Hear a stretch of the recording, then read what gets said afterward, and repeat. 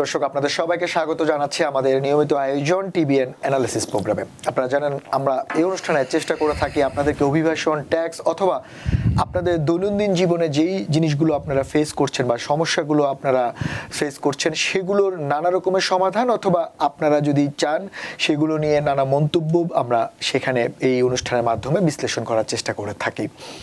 আমরা আজ আমাদের অনুষ্ঠানটি সাজিয়েছি অভিবাসন সংক্রান্ত। আপনারা জানেন অভিবাসন এখন বর্তমানে আমেরিকাতে এমন একটি অবস্থায় দাঁড়িয়েছে, প্রতিনিয়ত প্রতিদিন প্রতি মুহূর্তে নিয়ম বদলাচ্ছে, নতুন নতুন নিয়ম ইনক্লুড হচ্ছে। ইউএসসিআইএস এর এই নানা নিয়মের মার পেঁচে আসলে অভিবাসীদের জীবন অনেকটা কঠিন হয়ে যাচ্ছে। তারপরও কোথাও না কোথাও আশা থাকে, সেই আশাটাকে নিয়ে আমরা আমাদের অনুষ্ঠান সাজাই। তবে একটি ব্যাপার বলে রাখি, এখন সামাজিক যোগাযোগ মাধ্যমে অভিবাসন নিয়ে এত বেশি ভুল তথ্যের ছড়াছড়ি, তাতে করে আপনারা যারা অভিবাসী প্রত্যাশী রয়েছেন অনেকেই আমাদেরকে প্রশ্ন করেন, ফোন করেন বা আমাদের অ্যাটর্নি মহোদয়রা বলেন যে কোনটি সঠিক সেটি আপনারা বেছে নিতে পারেন না। তাই অনেকে ভুল তথ্য বা চমকপ্রদ বিজ্ঞাপন বা চমকপ্রদ কথা শুনে সেই ফাঁদে পা দিয়ে তাদের আমেরিকান ড্রিম বা আমেরিকান স্বপ্ন নষ্ট করে ফেলেন।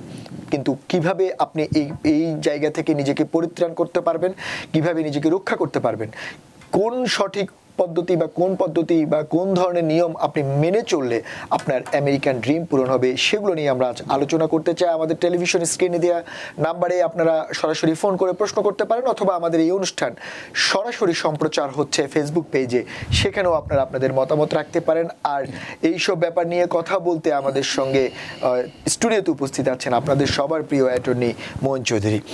মঈন ভাই, আপনাকে স্বাগত আমাদের অনুষ্ঠানে। ধন্যবাদ। আপনাকে পরিচয় করিয়ে দেওয়ার কিছু নেই নতুন করে। আমরা যেমনটি বলছিলাম যে এই আজকে মানে সবসময় আমরা অভিবাসনের বিভিন্ন বিষয় নিয়ে আলোচনা করি, কিন্তু এখন যেটি বড় আকার ধারণ করেছে, আপনারা যারা আছেন অ্যাটর্নিরা অনেকেই এটা অভিযোগ করেন বা আমাদের দর্শকরাও করে, সামাজিক যোগাযোগ মাধ্যমে ভুল তথ্যের ছড়াছড়ি। এই যে ভুল তথ্যের কারণে একজন ক্লায়েন্ট বা যিনি অভিবাসন প্রত্যাশী উনি ক্ষতিগ্রস্ত হচ্ছেন, এর থেকে আসলে পরিত্রাণের উপায় কি, সতর্ক কিভাবে থাকতে হবে? আপনি আমাকেই নিয়ে আসছেন আমার একটা টপিকস নিয়ে আলোচনা করার জন্য। অনেকে আমার শত্রু হয়ে যেতে পারে, কারণ জিনিসটা হচ্ছে এখন যে সত্য কথা বলে তার বিরুদ্ধেই প্রচুর প্রচারণা হচ্ছে, নেগেটিভ প্রচারণা হচ্ছে। আর প্রশ্ন করলে আমি উত্তর দিতে পারবো। আচ্ছা, না সত্য কথা বলতে আমরা যেমন দেখি যে বিশেষ করে F4 ভিসা নিয়ে, যে অভিবাসন ভিসা বন্ধ, সেটা নিয়ে আমরা বিভিন্ন রকমের ভুল তথ্য, মিস ইনফরমেশন দেখি। ম্যারেজ বেসড গ্রিন কার্ড নিয়ে আমরা অনেক ভুল তথ্য দেখি। প্রশ্নটা হচ্ছে এই যে ভুল তথ্যগুলো ছড়ানো হয় বা ভুল তথ্য, তো একজন ক্লায়েন্ট সে কিভাবে বুঝবে যে কোনটা সঠিক কোনটা ভুল, এটা বোঝার আসলে জায়গাটা কোথায়? ধন্যবাদ। প্রথমে আপনাকে ধন্যবাদ, সুন্দর টপিকস নিয়ে আসছেন। প্রশ্ন হচ্ছে ভুল তথ্য সঠিক তথ্য জনগণ বুঝবে কিভাবে?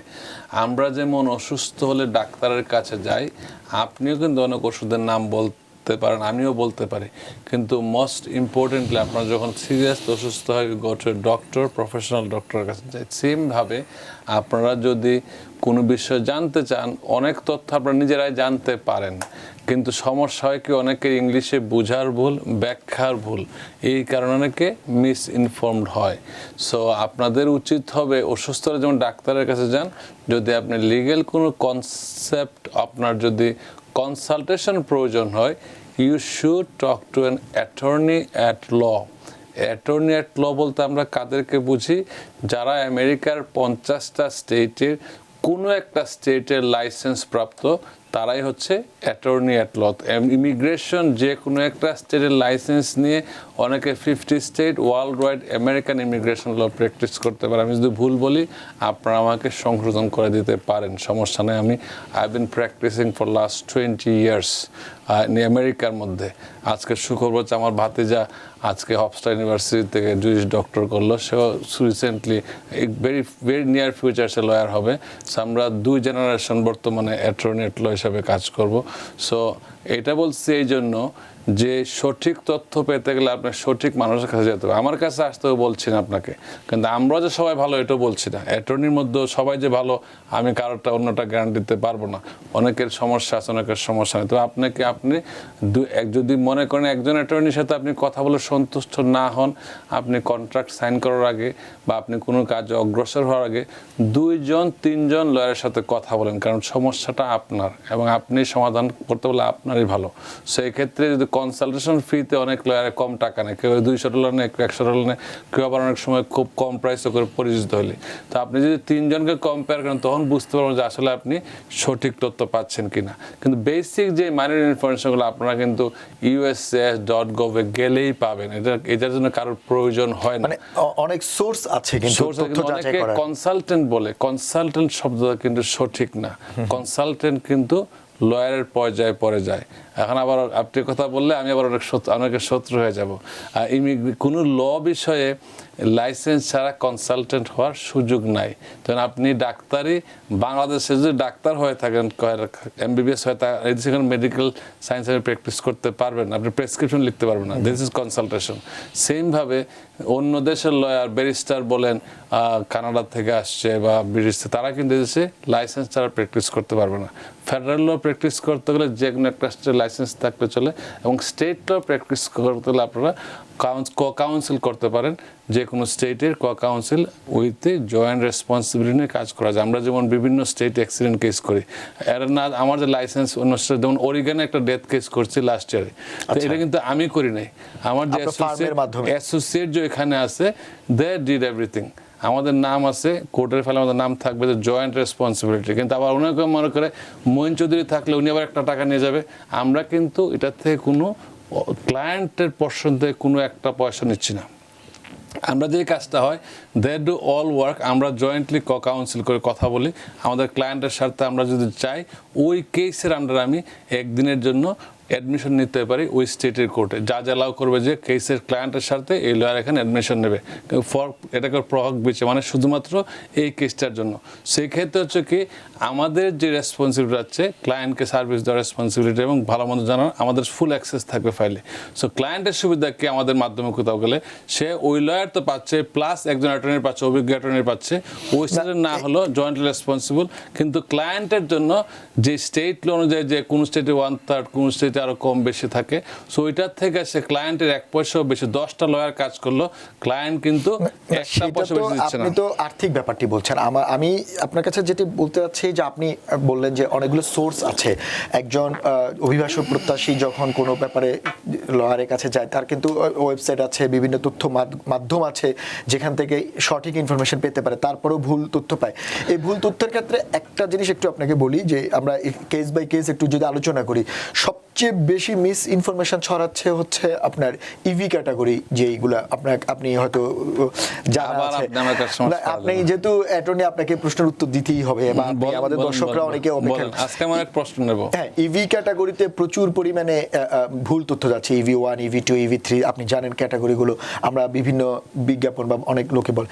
তো এই যে ইভি ক্যাটাগরির যে ভুল তথ্য, অতিরিক্ত ভুল তথ্য, এটার আসলে কারণ কি? ইভি ক্যাটাগরিটা কি খুব দ্রুত প্রসেস হয়, নাকি এটাতে অন্য কোনো ব্যাপার আছে? ধন্যবাদ।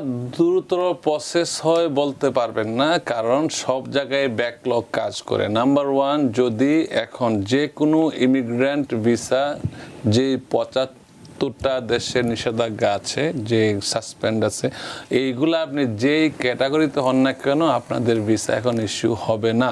কিন্তু ভবিষ্যতে it could be 2 months, 3 months, 4 months, কখন হবে আমরা কেউ জানি না। আমরা সবাই প্রেডিকশন করছি, কিন্তু কেউ জানি না যে কবে এটা রিওপেন হবে।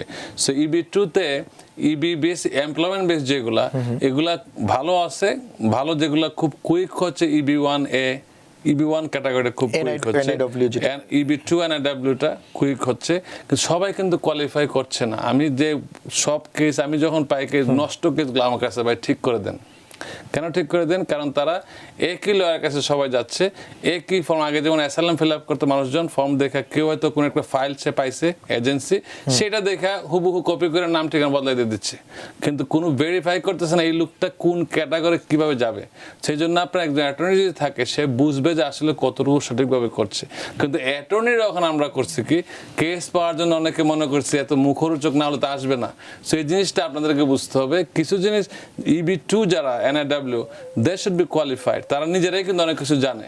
তাদের একজন অ্যাটর্নির প্রয়োজন হয় জাস্ট বুঝার জন্য, সব কিছু সঠিকভাবে করার জন্য, এবং সে যেন ঝামেলা না পড়ে, এবং তার ফাইনাল ভেরিফিকেশন। সে কিন্তু অনেক কিছু আমরা যারা EB2 NIW যেটা করে, তারা কিন্তু মাস্টার্স থাকতে হবে, হাই স্কিল থাকতে হবে, ব্যাচেলার থাকলে 5 ইয়ার্স এক্সপিরিয়েন্স থাকতে হবে, সার্টিফিকেশন থাকতে হবে, তার রিকমেন্ডেশন থাকতে হবে। রিকমেন্ডেশনটাই অনেকে করে কি, ধরেন আপনি একবার হয়তো শান্ত বিশ্বাস কাগরি মানুষ আপনারটাই চালা দিচ্ছে, আপনার কপি হুবহু করে নাম ঠিকানা বদলা চালা দিচ্ছে। তো this is not the way it works. আপনি ওই রকম, এই জন্য ট্যালেন্ট লাগে, যে লয়ার ট্যালেন্ট। আমরা যে কাজগুলো করি, আমাদের আলাদা টিম আছে এটার জন্য, যে স্পষ্ট বসে কাজ করে তার অনুযায়ী, তার বাইরের রেজিউমে যে তার এক্সপিরিয়েন্স, তার যে ক্রাইটেরিয়া আমরা তৈরি করে দিচ্ছি। এজন্য আমাদের কোনো সাকসেস রেটে কোনো ঘাটতি নেই।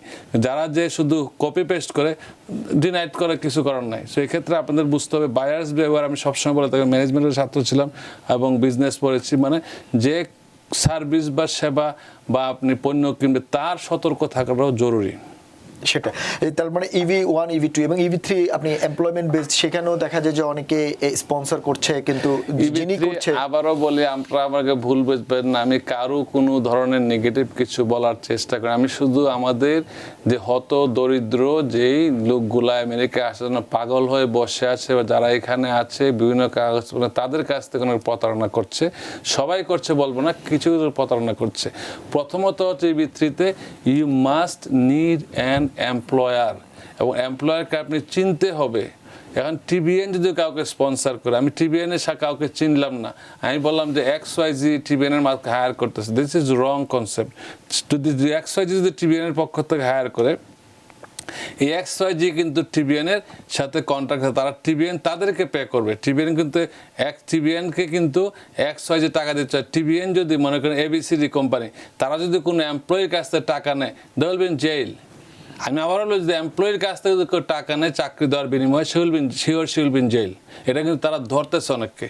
এবং স্টুডেন্ট ভিসায় দেখেন কি হচ্ছে এখন, আপনারা দেখছেন যে কত কত প্রতিষ্ঠান তারা নাম দিয়ে শুধুমাত্র ভেরিফাই করছিল, তাদের কয়েক হাজার কাজের কথা না, তারা যে কাজটা করছিল আপনাকে ওই যে কাজ দেখাই দিচ্ছে, আচ্ছা কাজ দেখাই দিচ্ছে, তাদের এই ভুয়া প্রতিষ্ঠানগুলোকে ধরছে, স্টুডেন্টদেরকে না, স্টুডেন্টদের সমস্যা না, ভুয়া প্রতিষ্ঠানগুলো ধরতেছে, যে প্রতিষ্ঠানগুলো এই কাজগুলো করে, যে টাকার বিনিময়ে যে আপনাকে একটা ডকুমেন্ট দিয়ে দিল, এই জিনিসটা অন্যায়। কিন্তু আমি সবাইকে বলবো না, আপনারা আমাকে ক্ষমা করবেন, অনেকেই ভাবে যে আমি নেগেটিভ কথা বলি, আমি নেগেটিভ বলি না। আমি শুধু সতর্ক করতে চাই, আপনারা যেন একটা ভুলের কারণে অন্য একটা ভুলের পতিত না হন। একটা ভুলে আপনার কিন্তু জীবনটাই নষ্ট হয়ে যেত। ইমিগ্রেশনে এখনও দেখছি আমরা একজন লোকের কাছে, আজকে অ্যাকচুয়ালি এইসব টপিকস আমি আনতে চাই না, কারণ আমি প্র্যাকটিক্যাল ছাড়া কথা বলি না। আমি ওয়েদার আমি বই কথা বলি যেখানে টেক্সট ল আছে, অথবা প্র্যাকটিক্যাল, দুইটার সমন্বয় ছাড়া আমি কথা কখনো বলি, শোনা কথা আমি কখনোই বলি না। আমার 20 ইয়ার্স এক্সপিরিয়েন্স এই জন্যই কাজে লাগে। Experience always counts.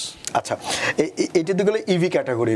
আপনি যদিও বা আপনি বারবার বলছেন যে আপনি শত্রু মিত্র হতে চাচ্ছেন না, কিন্তু ব্যাপারটা সেটি না। ব্যাপারটা হচ্ছে আমাদের দর্শকরা কিন্তু অপেক্ষা করেন, সঠিক তথ্য জানা তাদের অধিকার আছে, রাইটস আছে, এবং আপনারা যদি না জানান, মানে যারা আপনি যেটা বলছেন, দাবি করছেন, তাহলে তো সমস্যা হয়ে যায় অনেকেরই। আমরা সেটা নিয়ে কথা বলছিলাম। অনেকেই ভালো আছেন, দে আর ডুইং ভেরি গুড। আমি একটা কথা বলবো, আবার যারা খারাপ আছে, ভালো আইন মেনে যদি কোনো কিছু করেন, অবশ্যই I should appreciate. যারা আইন ভঙ্গ করতেছে, আইনগুলো আমি বলে দিলাম, আইনগুলো কি? আইনগুলো হচ্ছে এমপ্লয়ের কাছ থেকে টাকা নেওয়া যাবে না। সেটি তো গেলে ইভি ক্যাটাগরি। আরেকটি বড় বিষয় যেটি আপনি জানেন, এবারে ইমিগ্রেশন সিস্টেমে সবচেয়ে বেশি আলোচিত বিষয় হচ্ছে ভাওয়া কেজ, এবং ভাওয়া নিয়ে USCIS বেশ কয়েকবার মেমোরান্ডাম দিচ্ছে, নতুন করে অনেক কিছু তারা যাচাই বাছাই করছে, পুরনো যারা তাদেরকেও আবার নতুন করে যাচাই বাছাই করছে। এই যে ভাওয়া কেসের ব্যাপারটা আসলে কি, অনেকে এটা নিয়ে একটু কনফিউজড, এবং সেটাতে আসলে কেমন ফ্রড হচ্ছে? ধন্যবাদ।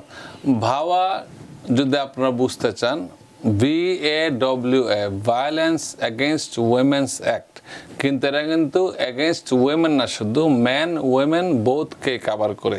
যদি কেউ বিয়ের পরে বা US সিটিজেন অথবা গ্রিন কার্ডের কাউকে বিয়ে করে, এটা হবে গুড ফেইথ ম্যারেজ। বিয়েটা হতে হবে সৎ উদ্দেশ্য নিয়ে এবং সারা জীবন সংসার করার জন্য। এর পরবর্তী যদি বাসর রাতে বা পরে যে আপনি তার ভালো লাগলো না, এটা কিন্তু ডিসক্রিশনারি, অফিসার বুঝবে বিয়েটা কি সৎ ছিল কিনা, বোনাফাইড ম্যারেজ ছিল কিনা, তারা অফিসার বোঝার চেষ্টা করবে।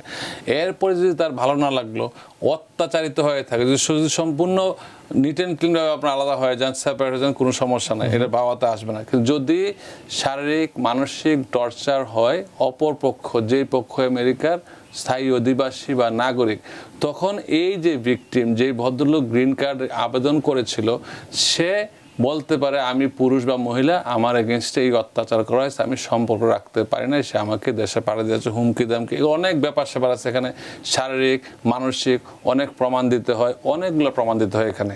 কিন্তু ইদানি গত কয়েক বছর যাবৎ এটা হচ্ছে কি একটা চক্র, আমাদের কাছে যে কথাগুলো আমরা শোনা কথাই বলছি এবং আমাদের কাছে অভিযোগ আসছে, একটা চক্র এটাকে মিসইউজ করেছে বলে তারা বলেই যে বিয়ে করার উদ্দেশ্য হলে ভাবা করব। সে ওই মহিলা ও পুরুষকে জীবনে চিনে না, জানে না, কোনো ডেটিং করে না, আরেকজন তাকে ম্যাচ মেকার করে দিয়ে দিয়েছে যে আমরা বিয়েটা হয়ে যাক, ভাবা কর্মে থাকবো না।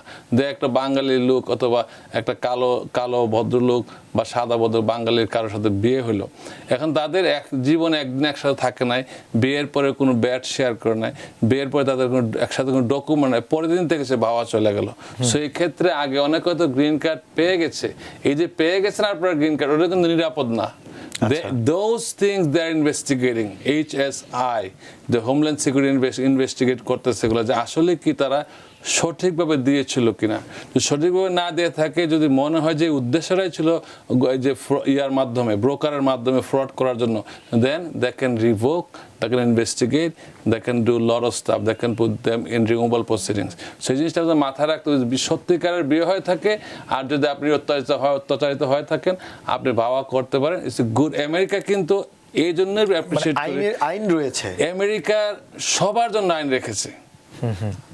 আমরা যে দেশে থাকি, আমি সবসময় বলি, আমরা হয়তো এমন কোনো ভালো কাজ করেছিল আপনার পূর্বপুরুষ যে আপনি আমেরিকার নিউ ইয়র্কে থাকেন, সব বেনিফিট সহ থাকতেছেন, আপনাকে সরকার সব সুবিধা দিয়ে রাখছে। আমরা মিথ্যা বলার কারণে এখন তারা ইনভেস্টিগেট করছে আরো বেশি। সেই জিনিসটা যেন না হয়, তো ভাবা হচ্ছে খুবই একটা গুরুত্বপূর্ণ এবং খুবই জনহিতকর প্রোগ্রাম, কিন্তু এটাকে অনেকে নষ্ট করার কারণ অতীতে এখন তারা ইনভেস্টিগেট করছে। বিয়ে করলেনই ভাবা করার জন্য, যদি উদ্দেশ্য থেকে ভাবা করার জন্য বিয়ে করছেন, you will be in jail. Fraud, সেই জিনিসটা ফ্রডটা আসছে, আপনার ফ্রডটা কিন্তু মাথা থেকে ব্রেন থেকে আসছে, ফ্রডের উদ্দেশ্যটাই ফ্রড। এই জিনিসটা কিন্তু অনেকে এখন হোল্ডে রাখছে। তো এই ক্ষেত্রে আপনাদের করার কিছু না, অপেক্ষা করা। কিন্তু আপনাকে বুঝতে হবে, যে কথাগুলো বললাম সঠিকভাবে বুঝে থাকেন। অনেক কিছু আমরা টিভিতে অনেক সময় বলি না। যদি আপনাদের কোনো কেস পেন্ডিং থাকে, you should talk to a lawyer. আমি না হয় অন্য কারোর সাথে আপনি কনসালটেশন ফি দিয়ে কথা বলেন। এখন অনেক সুযোগ আছে, চাইলে এখন অনলাইনে কথা বলতে পারেন, চাইলে ফোনে কনসাল্ট করতে পারেন, চাইলে আপনি জেলে পে করে কথা বলতে পারেন। আপনার কথা বলাও যদি সন্দেহ মনে করেন, কিন্তু আপনার কিন্তু জেলে যাইতে একটা ইমিগ্রেশন, আমরা যখন কোর্টে যখন যাই বা সার্ভিস সেন্টার ইন্টারভিউতে যাই, লেখাই থাকে যে ম্যারেজ ফ্রড। এটাও কিন্তু ম্যারেজ ফ্রডের মধ্যে পড়ে। ভাবা is also consider marriage fraud, যদি আপনার উদ্দেশ্য থাকে শুধু ভাবা করার জন্য, বিয়ের উদ্দেশ্য না থাকে। সো এই ক্ষেত্রে লেখাই থাকে যে marriage fraud is a federal crime, 5 years জেল অথবা $250,000 পেনাল্টি। এই জিনিসটা হচ্ছে অ্যান্ড অর, মানে 5 বছর জেল সাথে 250,000 জরিমানা, অথবা 5 বছর জেল 250,000 জরিমানা।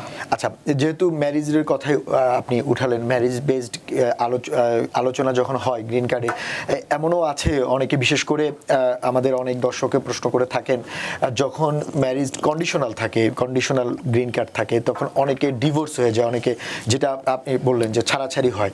তো সেই ক্ষেত্রে একটা তো হচ্ছে নিয়ম অনুযায়ী যেটি স্বাভাবিক চলে, সেটা নিয়ে তো প্রশ্ন নেই, কিন্তু প্রশ্ন হচ্ছে যদি মাঝপথে কোনো কারণে সম্পর্ক ভেঙে যায়, এই কন্ডিশনালের আগেই, শেষ হওয়ার আগেই ডিভোর্স হয়ে যায়, সেক্ষেত্রে যিনি ডিভোর্স হয়েছেন বা ডিভোর্স দিচ্ছেন নন সিটিজেন, তার কি কোনো অধিকার থাকে কিনা?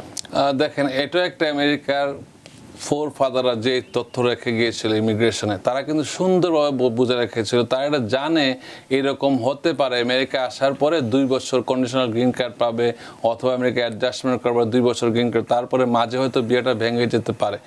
যদি গুড ফেথ ম্যারেজ হয়ে থাকে এবং 2 বছর কি 1 বছর পরে বিয়েটা ভেঙে যায়, কোনো সমস্যা নাই, তারা ভাবা করতে হয় না। তারা চাইলে কিন্তু যদি প্রমাণ করতে পারে যে বিয়েটা গুড ফেথ ছিল, সে সিঙ্গেল ফাইল করবে। ডিভোর্স হয়ে গেলে তার কিন্তু ভয়ের কিছুই নাই যে এই লোক তাকে কোনো ক্ষতি করবে না। ডিভোর্স হয়ে যাওয়া মানে ফাইল নষ্ট হয়ে যাওয়া না।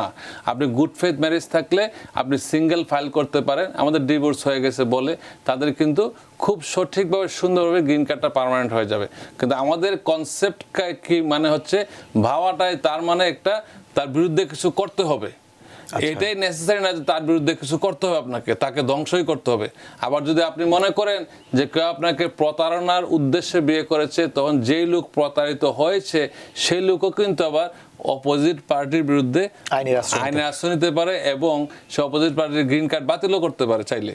সো এখানে কিন্তু প্রচুর ভিকটিম এখন হচ্ছে, এটা খুব সেনসিটিভ বিষয়। বোথ পার্টিজের জন্য আইন রয়েছে, আপনি কেউ কাউকে ঠকাতে পারবেন না, কেউ কাউকে অন্যায়ভাবে হ্যারাস করতে পারবেন না, বোথ পার্টির আছে। এখন যেটা হচ্ছে খুব ট্রেন্ড যেটা চলতেছে এখন, প্রচুর কল পায়, প্রচুর লোক আসে বিয়ে করার পরে এখানে তারা প্ল্যান করে আসে, অন্য দেশ থেকে বিয়ে করে প্ল্যান করে আসে, আসার পরে যে লোকে আনলো তার বিরুদ্ধে একটা কমপ্লেন করে আসে চলে গেল।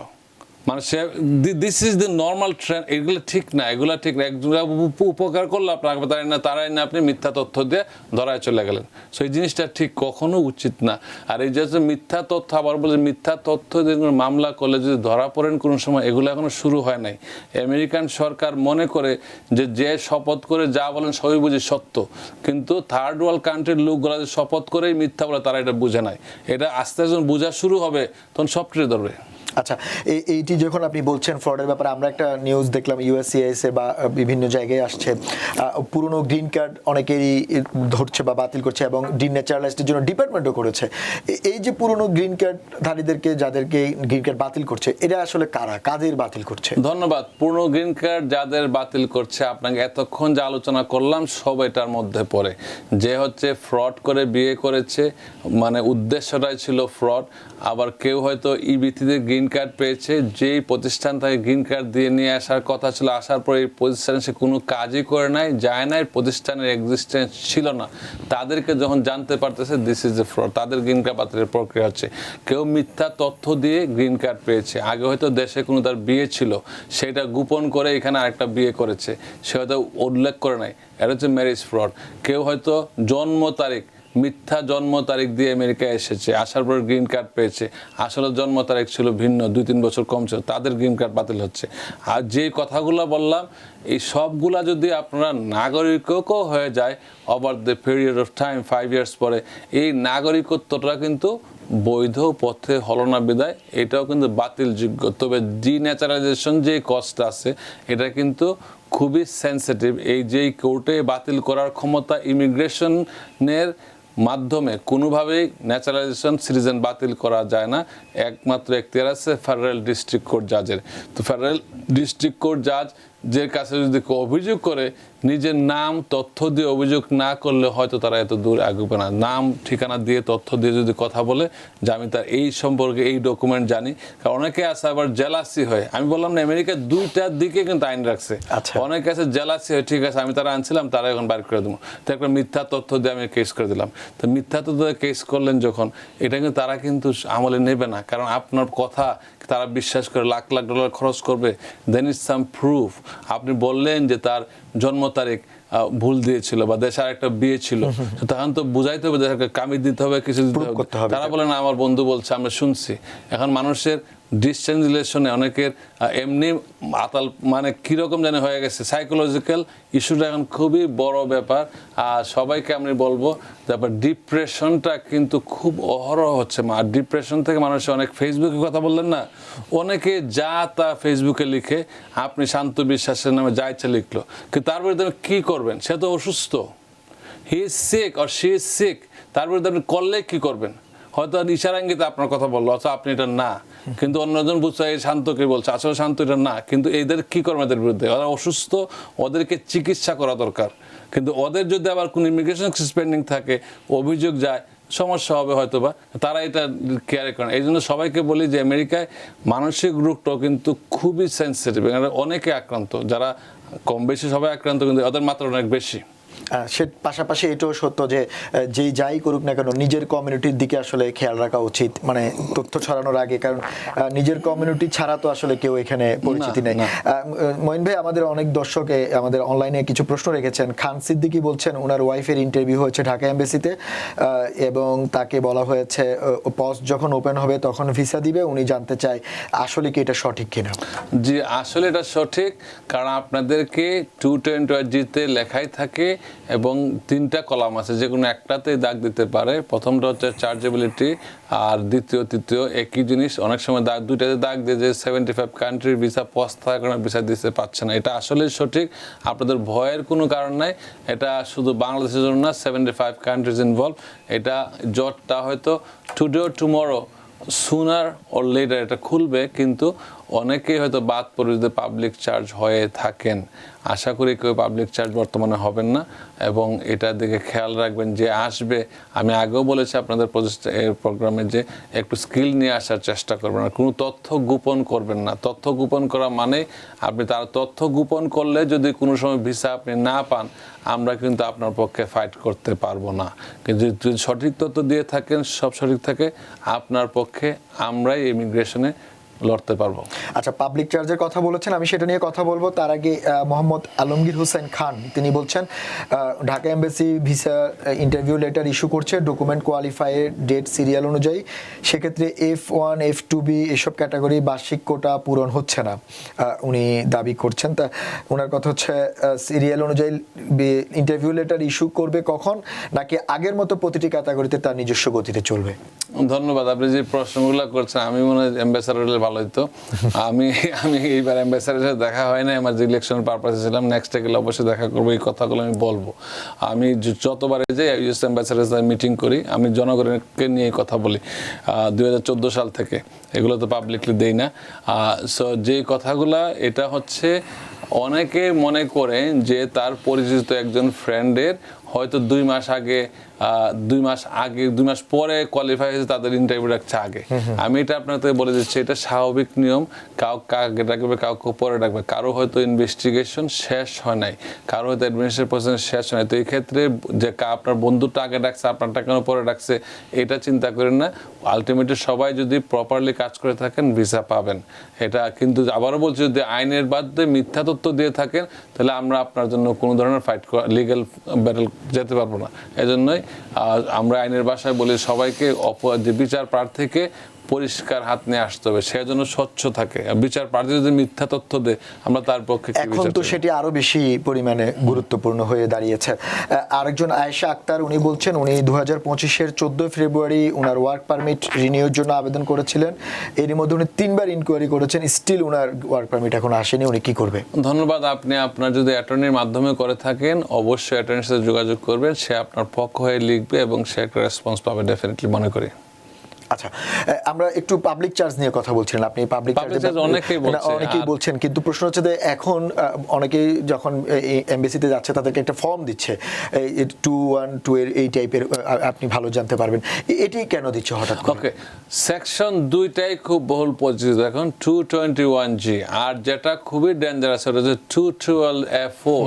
212F4 হচ্ছে যদি তারা সন্দেহ করে যে লোকটা রিয়েলি পাবলিক চার্জ হবে, তখন তারা কিন্তু ফাইন্যান্সিয়াল প্ল্যান চায়, ফ্যামিলি ফাইন্যান্সিয়াল প্ল্যান, যা আপনি কাউকে নিয়ে আসবেন, তার যে আসার পরে আপনি স্পন্সর হিসেবে, জয়েন্ট স্পন্সর হিসেবে তাকে কোথায় রাখবেন, আপনার কি বাড়ি অ্যাকোমোডেশন এরকম আছে, আপনার কি আর্থিক ইনকাম আছে যে আপনি তাকে নেক্সট 5 ইয়ার্স বা সিটিজেন হওয়ার আগ পর্যন্ত বসে খাওয়াতে পারবেন। যদিও তারা এসে দেশে কাজ করবে, তারা জানতে চায় যদি ফ্যামিলিকে অসুস্থ হয় তাকে তার বার্ডেনটা কে নেবে।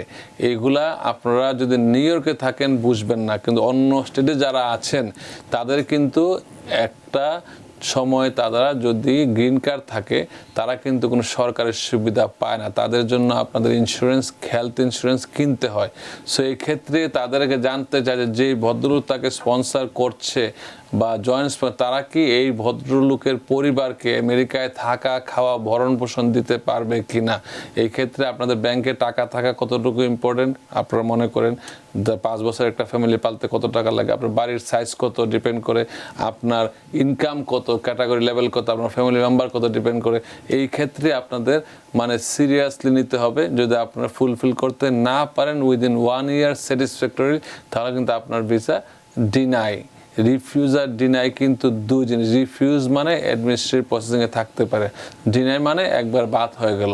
সো এক্ষেত্রে আপনারা যদি এইসব কাগজ পান, মানে আপনার আর্থিক দিক চিন্তা না করে অ্যাটর্নি এট ল যারা আছে তাদের কাছে আপনি যোগাযোগ করতে পারেন, হয়তো গুড একটা সলিউশন পাবেন। কিন্তু এই ক্ষেত্রে যদি মনে করেন যে এখনই নিয়ে আসবেন, তাদের সব তারা নেবে, সিদ্ধান্তটা দেবে হয়তো ভিসা পজ লিফট হওয়ার পরে। আচ্ছা, তার মানে আপনি এটার মাধ্যমে বোঝাতে যাচ্ছেন স্পন্সর এখন খুবই গুরুত্বপূর্ণ। অনেকেই স্পন্সর আগে যদিও বা তারা এতটা গুরুত্বপূর্ণ হতো না, এখন বিষয়টা কি অনেক বেশি পরিমাণে মানে যাচাই বাছাই হচ্ছে কিনা, মানে যারা স্পন্সর করে নিয়ে আসছে তাদের আসলে ইনকামের জায়গাটা কিরকম, সঠিক কিনা, সেটি কি এখন নতুন করে যাচাই করছে কিনা? স্পন্সরের জায়গাটাই ভেরি ইম্পর্টেন্ট। স্পন্সর এবং ভিসা অ্যাপ্লিক্যান্ট খুবই খুবই গুরুত্বপূর্ণ। কারণ হচ্ছে সে যদি অতীতে কাউকে স্পন্সর করে থাকে, তারা হয়তো পাবলিক চার্জের আওতায় আসছে এবং তখন তারা বুঝে যে এই লোকটা ফিউচার যাকে আনবে সেও তো এই পাবলিক চার্জের আওতায় পড়বে। এই জন্য স্পন্সরের ইনকামটা খুবই ইম্পর্টেন্ট এবং স্পন্সরের কমিটমেন্টটা খুবই ইম্পর্টেন্ট। যদি এরকম কমিটমেন্ট সহ স্পন্সর না পান, এবং অনেক স্পন্সর আছে তারা নিজেও জানে না অতীতে কাউকে স্পন্সর করেছিল কি না, দেখা গেলো তারা কোথাও হয়তো কারোর সাথে যোগাযোগ আছে, ট্যাক্স ফাইল দিয়ে রাখছে, আপনি করে দেন, কিন্তু তারা কয়জন করেছে তারা জানে না। এগুলো তারা যখন খতিয়ে দেখে, যদি দেখে যে স্পন্সর স্ট্রং না, দে ক্যান ডিনাই ইউর। তার মানে ওই ব্যাপারটা এখন বেশি সতর্ক থাকতে হবে। আমাদের আমরা অনলাইনে কিছু প্রশ্ন নিয়েছি, আমাদের টেলিফোনে আসলে দর্শক আছেন, আমরা আমরা একটু দর্শকের প্রশ্নটা নিয়ে আসি। দর্শক কে আছেন, আপনি নাম বলে প্রশ্নটি করুন। হ্যালো, আসসালামু আলাইকুম। আমি জর্জিয়া থেকে দাঁড়িয়ে বলতেছি। আমার একটা প্রশ্ন ছিল, আমি আমার হাজবেন্ডের জন্য অ্যাপ্লাই করেছিলাম 2022 সালে। আমি সিটিজেন, তো অলরেডি ইন্টারভিউ হয়েছে 2 বার, কিন্তু কাউন্সিলর বলছে তাদের আরো টাইম লাগবে, কিন্তু কোনো কাগজপত্র বা কোনো কিছু চাই নাই। ইমেল দিলে তারা জাস্ট বলে ওয়েট করতে, তারা জানাবে। এখন আমি কি করতে পারি, ওটার জন্য আমি জানার জন্য একটু পরামর্শ চাচ্ছিলাম। আচ্ছা, আপনি আমাদের সঙ্গে থাকুন। ধন্যবাদ। আপনি নরমাল সিস্টেমের মধ্যেই আছেন, যেটা ভিসা সাসপেন্ডের কারণে এখন তারা কাউকে, যদিও ইন্টারভিউ আগেও হয়ে থাকে, যেহেতু আগে ভিসা দেওয়া হয় না, এখন তারা আপনাকে ভিসা দিতে পারবে, তারা চাইলেও পারবে না। আপনি পজ লিফট হলে পরে তারা হয়তো আপনার ভিসা ইস্যু করবে। যদি না হয়, আপনি যদি আমাদের মতো কোনো অ্যাটর্নি এর কাছে আসেন, আমরা হয়তো লিগ্যাল ইনকোয়ারি করতে পারবো। তার মানে এই প্রশ্নটা অনেকেই করছেন, মানে এটা একেবারে নরমাল হয়ে গেছে, আমরা বারবারই বলা পরেও অনেকে এটা নিয়ে আবার প্রশ্ন করছে। যেমন আমাদের আরেকজন আশফাক মাহমুদ, উনি বলছেন ওনার মা, ওনার খালা, ওনার মা আর ওনার মামার জন্য F4 অ্যাপ্লাই করেছিল কিছুদিন আগে। 60 দিনের চিঠি এসেছে, কিন্তু ওনার মায়ের ওয়েবসাইটে চেক করে দেখে 60 দিনের চিঠি আসেনি। সেখানে লেখা your all data is accepted your data is qualified। তাহলে কি উনার মা ডিকি হয়ে গিয়েছে? আসলে প্রশ্ন একটু, উনি অপেক্ষা করতে হবে। যদি আপনার সব কমপ্লিট হয়ে থাকে, আপনার অপেক্ষা করার কিছু নেই। মাঝে মধ্যে ইমেল করবেন, তারা বিরক্ত হবে না। আপনি অটো জেনারেটেড ইমেল পাবেন 2 সপ্তাহ পর্যন্ত ইমেল না করার জন্য। সো আপনি অ্যাজ মেনি টাইমস আপনি ইমেল করতে ভয়ের কোনো কারণ নেই। আচ্ছা, আরেকটা জায়গা যেটি আপনি একটু আগেই বলছিলেন, যে আমাদের এই সোসাইটিতে বিশেষ করে এখনকার ইমিগ্রেশন প্রসেসে যে অবস্থা দাঁড়িয়েছে, অনেকেই বলছেন একেবারে আশা শেষ। বিশেষ করে রাজনৈতিক আশ্রয়ের কথা যদি আপনি বলেন, বা অন্যান্য যে ক্যাটাগরির কথা বলেন, সেটি বলা হচ্ছে মাত্র 10% মধ্যে নেমে এসছে, এবং 2025-এর পরিসংখ্যানও সেটি দেখা যাচ্ছে। তো এই যে এটা নেমে আসছে, তার মানে কি আমেরিকার ইমিগ্রেশন একেবারে কি বন্ধ হয়ে যাচ্ছে, নাকি একেবারে কঠিন হয়ে যাচ্ছে? হচ্ছে না। America millions of case pending, আপনি এগুলা করলেই তো বছর বছর চলে যাবে। আসলে আমেরিকার ব্যাকলগ অনেক বেশি। আচ্ছা, আমি সবসময় বলেছি ব্রোকেন ইমিগ্রেশন সিস্টেম। এত সুযোগ সুবিধা দেওয়ার পরেও কিন্তু আমাদের সিস্টেমটা ব্রোকেন, তারা ফিক্স করতে পারছে না। এই জন্য আমাদের কংগ্রেসে আরো বেশি করে কংগ্রেস মেম্বাররা কাজ করতে হবে, এবং নতুন ল দিয়ে এবং নতুন জনসংখ্যা দিয়ে সিস্টেমটা আপডেট করতে হবে। এখনও তারা আপডেট করতে পারে না। তো আপডেট যেটুকু করছে ওইটুকুর মধ্যে সবাই ধরা খেয়ে যাচ্ছে। ধরা খেয়ে যাচ্ছে বলতে অনেকে ধরা খাচ্ছে যাদের পূর্বে নাম ছিল, আগে ফিঙ্গারপ্রিন্ট ছিল, আগে এখন ফিঙ্গারপ্রিন্ট আপডেট হয়ে যাচ্ছে। আপডেট করাতে সে যে আগের নামগুলো সব চলে আসছে এখানে। So that is very important. আপনারা একটা কথা বলবো, যদি কারো, কারণ আমরা বিং এন অ্যাটর্নি এট ল, যদি আমরা ফিউচারে শুনি কেউ ক্রাইম করবে, আমরা রিপোর্ট করে জানাতে হয়। কিন্তু প্রিভিয়াস ক্রাইম, আপনি ক্রাইম করেছেন, আমাদের কোনো দায় দায়িত্ব নেই এখানে। কিন্তু যারা ক্রাইম করেছেন অলরেডি, এক নাম থাকতে অন্য নামে আপনারা ব্যবহার করেছেন, অথবা ফিঙ্গারপ্রিন্ট দিয়ে জন্ম তারিখ ভুল, তারা ভুলেও বর্তমান সময়ে নাগরিক হয়ে থাকলো আপনারা দেশের বাইরে ভ্রমণ করা থেকে একটু সতর্ক থাকবেন, কারণ তারা যখন আপনাকে রেটিনা দিয়ে চেক করবে তা আপনি হয়তো, আমি আগেও সবসময় বলি, কিন্তু এটা যদি একজন উপকৃত হয় তাই মনে করো আমার কথা বলা সার্থক। হয়তো মিস্টার ইসলাম আগে ছিল, এখন সে মিস্টার রহমান। এখন রহমান যখন ডিপোর্ট সিটিজেন হয়েছে, মিস্টার ইসলাম কিন্তু হয়তো 10 বছর আগে ডিপোর্ট হয়েছিল, একই ব্যক্তি, রেটিনা দিয়ে পেয়ে যাবে একই ব্যক্তি, তখন কিন্তু মিস্টার ইসলামকে তারা হোল্ড করে নাই, রহমানকে হোল্ড করছে, কিন্তু আসলে কিন্তু ইসলাম রহমান একই। সো এই ক্ষেত্রে আপনারা একটু সতর্ক থাকবেন, আপনারা যতটুকু সম্ভব মানে ট্রাভেল করা থেকে বিরত থাকবেন অথবা সতর্ক থাকবেন, এটা আমার অনুরোধ আপনাদের প্রতি। সেম ভাবে গ্রিন কার্ড যারা পেয়েছেন তাদের জন্য। আচ্ছা, সুমন নামে একজন লিখছেন, উনি ওনার রাজনৈতিক আশ্রয়ে গত বছরের ডিসেম্বরে ওনার ইন্টারভিউ হয়েছে, এখনো পর্যন্ত কোনো সিদ্ধান্ত আসেনি, সিদ্ধান্ত লিফটিং হয়েছে শুনেছেন, কিন্তু কখন থেকে সিদ্ধান্ত জানানো হবে? কোন লিফটিং হয়েছে সে কি জানেন? রাজনৈতিক আশ্রয়ের আবেদনের ওনার ইন্টারভিউ হয়েছে, উনি সিদ্ধান্ত পায়নি। ইন্টারভিউ হয়েছে, আপনি অপেক্ষা করতে হবে, কেউ আপনাকে বলতে পারবে না যে কবে দিচ্ছে। আবারও বলছি, রাজনৈতিক আশ্রয়ে অনেকে এখন আবার কারো বিরুদ্ধে চলে যেতে পারে, মনে করে যে সব কেসে ম্যান্ডামাস করা যায়। আপনি যদি ক্লিন হ্যান্ডে না আসেন, ম্যান্ডামাস করে আপনার লস, আবার ব্যাক টু কোর্টে পাঠিয়ে দিচ্ছে তারা রিভিউ করার জন্য। এক্ষেত্রে আপনি বুঝেন আপনার কেসটা কতটুকু সঠিক ছিল। আর থার্ড ওয়ার্ল্ড কান্ট্রি থেকে যারা আসেন, আমরা তো জানি, আপনারা জানেন, আমরা জানি কি অবস্থা। সো এই ক্ষেত্রে better be aware of yourself. মানে আপনি বলছেন অপেক্ষা করার জন্য? আমি বলছি অপেক্ষা করাটাই উত্তম। এইসব যদি আপনি রাজনৈতিক আশ্রয়তে আপনিও জানেন, আমিও জানি, সারা বাংলাদেশ জানে কে কি পরিস্থিতিতে আসে, বর্ডার ক্রস করে আসে। সবাই কি আর আওয়ামী লীগের বিরুদ্ধে, আওয়ামী লীগ সবাইকে তাড়িয়ে দিয়েছিল না? এরকম তো হয় নাই। আমরা তো বুঝি যে কাহিনী কি হচ্ছে। এবং সরকার এখন বুঝে গেছে যে একটা দেশের যারা দেশ থেকে যারা আসে 90% লোক এলডিপি করে, যারা একটা সিটও পায় নাই। এটা সরকার বুঝে গেছে না এখন, মনে করেন। সেই জন্যই তো এগুলো ডিনাই হচ্ছে। এই জন্য আমরা বলি সবাইকে সঠিক তথ্য দিবেন, আপনার পক্ষে আমরা আইনি লড়াই করতে পারবো। আচ্ছা, আপনি ম্যান্ডামাসের কথা বললেন, এটি খুবই জনপ্রিয় একটি টার্ম, এখন মানে সবাই আলোচনা করছে। এই তো আমি আবার অনেকে এটা নিয়ে প্রশ্ন করে, অনেকে এটা নিয়ে আলোচনা করছে, এইটা খুবই এখন জনপ্রিয়। কিন্তু প্রশ্ন, ম্যান্ডামাস কারা করে, কেন করতে হয়? ম্যান্ডামাস হচ্ছে কয়েকটা প্রকার রিট আছে, যেটা ফেডারেল ডিস্ট্রিক্ট কোর্টে হয়। রিট সার্সিয়ারি, ম্যান্ডামাস, হেভিয়াস কর্পাস, রিটগুলা 5 প্রকার রিট আছে। হেভিয়াস কর্পাস হচ্ছে কাউকে আপনি have the body before the court. Habeas corpus মানে মানে বডিটাকে কোর্টের সামনে নিয়ে আসার জন্য, বডিকে খুঁজে পাওয়া যাচ্ছে না, হয়তো আপনি মিস্টার এক্স পাওয়া যাচ্ছে না খুঁজে, বা কোথায় আটকা আছে কেউ জানা, দেন হেভিয়াস কর্পাস রিট করি আমরা, যে তাকে কোর্টের সামনে হাজির করে কোর্ট সরজমে দেখতে যায় যে এই লোকটা আসলে জীবিত আছে, এখানে বাস্তব আছে। ম্যান্ডামাস হচ্ছে সরকারকে বা কোনো প্রতিষ্ঠানকে কোনো কাজে বাধ্য করা। আপনার আইনি অধিকার আছে আপনি পাওয়ার, কিন্তু বলতেছেন এখন তারা দিচ্ছে না, টাইম কনজিউমিং হচ্ছে, আপনি এখনই দরকার, শর্ট টাইম এটা বাধ্য করছেন, যেটা আপনার অধিকার আছে। কারা ম্যান্ডামাস করতে হবে? যারা ক্লিন হ্যান্ডে আসে। কারণ আপনি ক্লিন হ্যান্ড মানে আপনার ফাইলপত্র পরিষ্কার। আচ্ছা, আপনার যদি সবকিছু পরিষ্কার থাকে, কাচের মতো স্বচ্ছ থাকে, হ্যাঁ, আপনি যখন ম্যান্ডামাস ফাইল করবেন, তখন ম্যান্ডামাসে আপনি স্টেট ডিপার্টমেন্টের সব কেস করতে হয়। ডিপার্টমেন্ট অফ স্টেটের মার্কো রুবিওকে করবেন, তারপরে FBI হেডকে করবেন, হোমল্যান্ড সিকিউরিটি ডাইরেক্টর করবেন, সব মিলে ফাইল সবে নোটিশ যায়।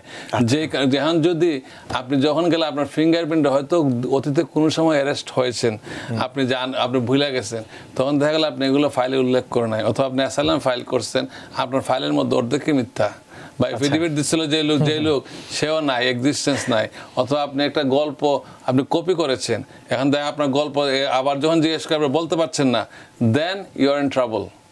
আর যদি সঠিক তথ্য দিয়ে একেবারে স্বচ্ছ পরিষ্কার থাকে আপনার ফাইল, আপনার কোনো ধরনের ভুল নাই, আর আপনি মনে করেন কোনো ধরনের ফেব্রিকেটেড ডকুমেন্ট দেন নাই, হ্যাঁ, you can do it, chances are you will get it done. আমি একটা উল্লেখযোগ্যভাবে বলতে চাই কথাগুলা, যদিও কারো উদ্দেশ্য করে বলছি না, ভেরি ভেরি সিরিয়াস এবং ইম্পর্টেন্ট।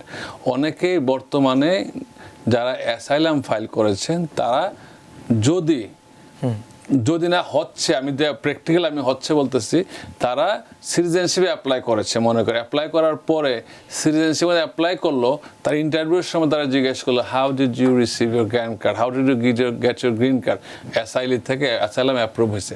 তাকে অ্যাসাইলামের প্রশ্নটা করতে থাকে, okay, have you belong to any political party? সেও তো ভুলে গেছে, আগে ছিল LDP, এখন বিএনপির জয় জায়গার বিএনপির গাইতেছে, বা আওয়ামী লীগের কথা বলতেছে, he is in trouble. Okay, they can revoke his green card because সে আগে শপথ করে যা বলছিল তখন তার সাথে ইন্টারপ্রিটার ছিল, সে কথাগুলো বুঝে বুঝে বলছে। এখন তার কাছে কোনো ইন্টারপ্রিটার নাই, because he is claiming he wants to be a United States citizen এবং তার ইংলিশ ফ্লুয়েন্ট জানতে হবে। সে বলে দিল যে এই 10 পাতা আগে যে 2 পাতা যে ঘটনাগুলো বলছে তার কোনো ঘটনা কিছু তার মনে নাই, অথবা সে আর বুঝতে কষ্ট না বুঝে উল্টা একটা উত্তর দিয়ে দিল, দেন ইজ গন। সো আপনারা এইসব ক্ষেত্রে যারা সিটিজেনশিপ টেস্ট দিচ্ছেন বা দিবেন, অ্যাসাইলি থেকে গ্রিন কার্ড পেয়েছেন, be careful, you should have an attorney at law, not an interpreter. অনেকে ইন্টারপ্রিটারকে লয়ার মনে করে, ইন্টারপ্রিটার সাথে একজন সাথে ঢুকতে গেলো, আপনার সাথে গেলো, সে ইন্টারপ্রিটার আমাকে ঢুকতে দেবে, হি ইজ নট লয়ার। সে কিন্তু আপনার পক্ষে কথা বলতে পারবে না, স্টপ করতে পারবে না। সে কিন্তু শুধু আপনার যদি আপনার নাম কি শান্ত, সে কিন্তু আর কথা বলতে পারে। এটা কিন্তু আর ইন্টারপ্রিটার দিয়ে এখন আর হচ্ছে না। কেন হচ্ছে না? অ্যাসাইলি যখন আপনার সাধারণত কম বয়স, তারা তো সিটিজেনশিপ টেস্ট পরীক্ষা দিয়ে দেবে, আচ্ছা উল্টা পাল্টা কইলেই কিন্তু শেষ। সো আমি সবাইকে এই কারণে বলি কি, কেউ একটা পার্সোনাল নেবেন না। আমাকে কেউ অনেকেই পছন্দ করে, রাস্তাঘাটে হাঁটলে গলায় হাঁক দেওয়ার চেষ্টা করে, ধরার চেষ্টা করে, চাটা খাওয়ায়, এটা কিন্তু ভালোবাসে। কিন্তু আবার 2-4 জন লোক এটাকে নেগেটিভ প্রচার করে, আমি মনে ভয় দেখাচ্ছি। আমি মানুষের লাইফ সেভ করছি। একটা পরিবারের গ্রিন কার্ড বাতিল হওয়া মানে আপনি বুঝতেছেন কতটুকু আমাদের দেশের জন্য, জাতির জন্য ভাবমূর্তি নষ্ট হয়, সামাজিক অবস্থান, ভাবমূর্তি, দেশের ইনকাম নষ্ট, সব জায়গায় কাজ করে, তারা তো দেশেই টাকা পাঠায়। একটা আমি কিন্তু মানুষের উপকার করছি এই কথাগুলো বলে, কিন্তু অনেকে এগুলা কেন বলেন, ভয় দেখান কেন? This is, you should be prepared for anything comes. না, সেটাই আপনি ঠিকই বলছেন, ধারাবাহিকতা থাকতে হবে। মানে এখন আসলে সিটিজেন পাওয়া পর্যন্ত, ইভেন সিটিজেন পাওয়ার পরেও সবকিছুর মধ্যে যাতে সততা থাকে, এটি হচ্ছে গুরুত্বপূর্ণ। মঈন ভাই, আমাদের সময় খুবই কম, আজকে আপনার থেকে বেশি প্রশ্ন আমি করেছি, জানার চেষ্টা করছি। অন্যদিন আপনি অনেক প্রশ্ন উত্তর দিতে পারেন না, তাই আমরা আজকে একটু অন্যভাবে আপনার থেকে এগুলো জানার চেষ্টা করলাম, অনেকগুলো প্রশ্ন। আর আপনি যেটা বললেন শত্রু মিত্র, এটা থাকবে, কিন্তু বেশিরভাগ মানুষই আপনাকে ভালোবাসে শুধু এইসব কারণে যে আপনি মানুষকে সঠিক পরামর্শ দিচ্ছেন, সঠিক পথ দেখাচ্ছেন। হয়তো অনেকেরই অদৃশ্যভাবে দৃশ্যভাবে উপকৃত হচ্ছে তার জীবনের, হয়তো সেই দোয়া বা সেই শুভাশিস আপনি অবশ্যই সবার কাছ থেকে। ধন্যবাদ আপনাকে আবারও এত রাতে আমাদের স্টুডিওতে সময় দেওয়ার জন্য।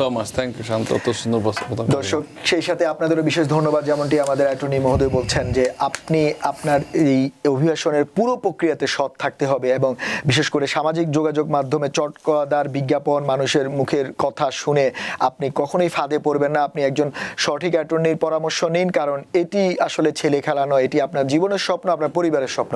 তাই সতর্কতার কোনো বিকল্প নেই। আজ এ পর্যন্তই, অন্যদিন অন্য কোনো বিষয় নিয়ে আপনাদের সামনে আবারও হাজির হব। ততক্ষণ আমাদের সঙ্গেই থাকুন। TBN 24 টেলিভিশন দেখতে আজই কল করুন 7187776556। লগ ইন করুন www.totalcablebd.com। নিউ ইয়র্ক থেকে সম্প্রচারিত TBN 24 টেলিভিশন বিশ্বজুড়ে বাঙালির কণ্ঠস্বর।